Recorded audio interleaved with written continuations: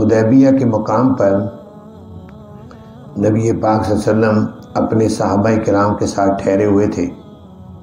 1500 صحابہ ساتھ تھے اور سب احرام باندھے ہوئے تھے اور عمرہ کرنے جا رہے تھے۔ مشرکین نے کہا جو مرضی ہو جائے ان کو عمرہ نہیں کرنے دینا۔ اللہ کے پیغمبر کو روکا، صحابہ کو روکا کہ لڑنے مرنے کے لیے تیار ہو گئے۔ بات چیت ہوتی رہی۔ نبی پاک صلی اللہ علیہ وسلم نے حضرت عثمان غنی کو بھیجا کہ تم بھی جا کر ان کے بڑوں سے ملو، ان کو بات چیت کرو کہ بھائی ہم لڑنے نہیں آئے، ہم تو عمرہ کرنے آئے، تم دیکھ نہیں رہے ہم نے احرام باندھے ہوئے۔ حضرت عثمان غنی نے جا کر بات چیت کی تو ان کے نوجوانوں نے حضرت عثمان غنی کو پکڑ کے ایک کمرے میں بند کر دیا اور مشہور کر دیا کہ حضرت عثمان غنی کو شہید کر دیا گیا۔ نبی پاک صلی اللہ علیہ وسلم حدیبیہ کے مقام پر کیکر کے درخت کے نیچے بیٹھے تھے۔ چند صحابہ کرام پاس تھے، باقی ادھر ادھر بکھرے ہوئے تھے۔ ایک آدمی نے آ کر بتایا کہ یا رسول اللہ صلی اللہ علیہ وسلم حضرت عثمان غنی کو شہید کر دیا گیا۔ نبی پاک صلی اللہ علیہ وسلم کا فوراً رنگ بدل گیا، اور ایک روایت میں آتا ہے کہ یہ بتایا گیا کہ ان کو قید کر لیا، انہوں نے کہا ہم نہیں چھوڑیں گے۔ نبی پاک صلی اللہ علیہ وسلم نے فرمایا سارے صحابہ کو اکٹھے کرو۔ فوراً صحابہ کرام اکٹھے ہوئے۔ آپ نے فرمایا آج یہاں میرے ہاتھ پر بیعت کرو سم۔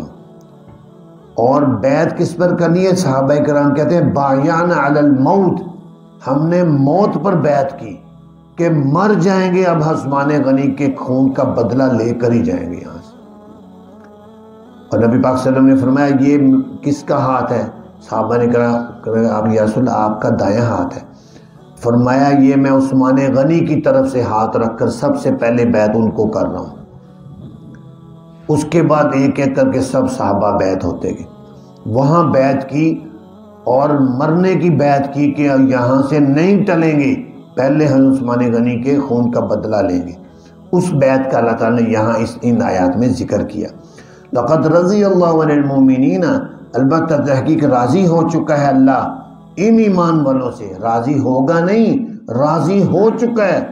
قرآن پاک جو ہے یہ اس آیت میں اور بہت ساری آیات میں یہ اللہ تعالیٰ نے اعلان کیا ہے۔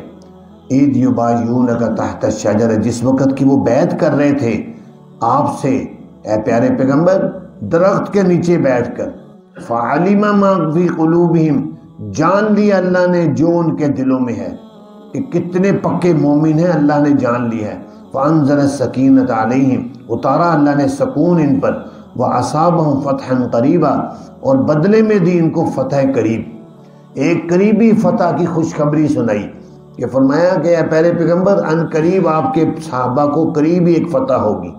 اور اس فتح سے مراد جو ہے خیبر کی فتح ہے، کہ خیبر کے اندر جو یہودی تھے نبی پاک صلی اللہ علیہ وسلم اور مسلمانوں کے خلاف سازشوں میں مصروف تھے، تو یہاں تو صلح ہو گئی، اور بلکہ حضرت خالد ابن ولید ابھی مسلمان نہیں ہوئے تھے، انہوں نے رات کے وقت کہا ہم ان پر حملہ کر دیتے ہیں، ان کو ختم کر دیں گے، اور وہ 200 آدمیوں کو لے کر رات کو آئے، انہوں نے حملہ کیا مسلمانوں پر، اور صحابہ کرام 2 آدمی جاگ رہے تھے، وہ دونوں شہید ہو گئے۔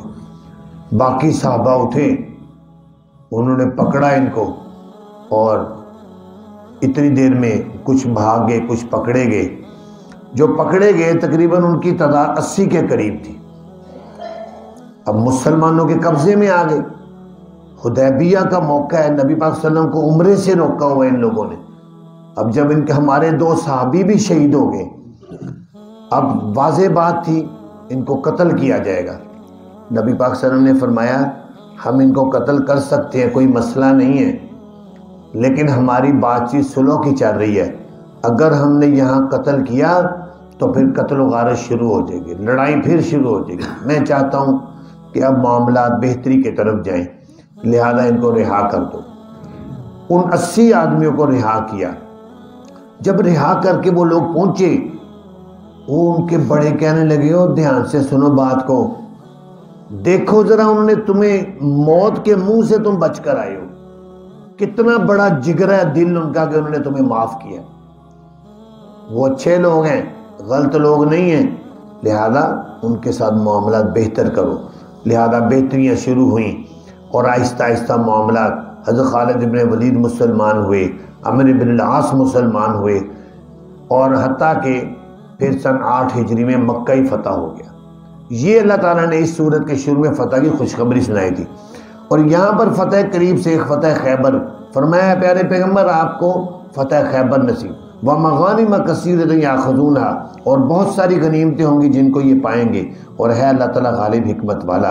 وَعَدَكُمُ اللَّهُ، وعدہ کیا تم سے اللہ نے، مغانم کثیرۃ، بہت زیادہ غنیمتوں کا، تاخذونها، جن کو تم پکڑو گے، بڑی بڑی غنیمتوں کا اللہ نے وعدہ کیا۔ فعجل لکم هذه، جلدی میں دیا اللہ نے تمہیں یہ، وکف ایدی الناس عنکم، اور روک دیا ہے لوگوں کے ہاتھوں کو تم سے، وَلِتَكُونَ آیَةً لِلْمُؤْمِنِينَ، اور تاکہ ہو جائے وہ نشانی ایمان والوں کے لیے، وَيَهْدِيَكُمْ صِرَاطًا مُسْتَقِيمًا، اور رہنمائی کی تمہاری سیدھے راستے کی طرف۔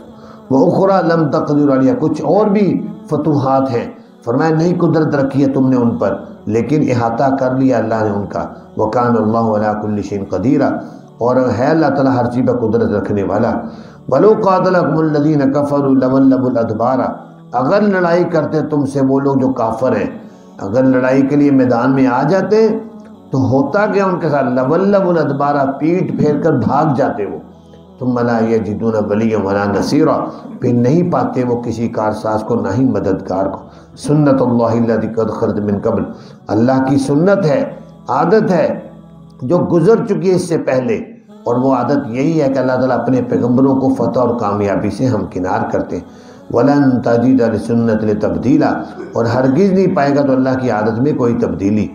وَهُوَ الَّذِي كَفَّ أَيْدِيَهُمْ عَنكُمْ وَأَيْدِيَكُمْ عَنْهُمْ، وہ اللہ وہ ذات ہے جس نے روکا ان کے ہاتھوں کو تم سے اور تمہارے ہاتھوں کو ان سے، بِبَطْنِ مکہ تھا، مکہ کی وادی میں، من بعد ان اصبرکم، بعد اس کے کہ کامیابی دی تھی اللہ نے تمہیں ان پر، کہ پھر بھی تمہارے ہاتھوں کو اللہ نے ان کے قتل سے روک دیا۔ وَكَانَ اللَّهُ بِمَا تَعْمَلُونَ بَصِيرًا، اور ہے اللہ تعالیٰ ان کاموں کو جن کو تم کرتے ہو دیکھنے والا۔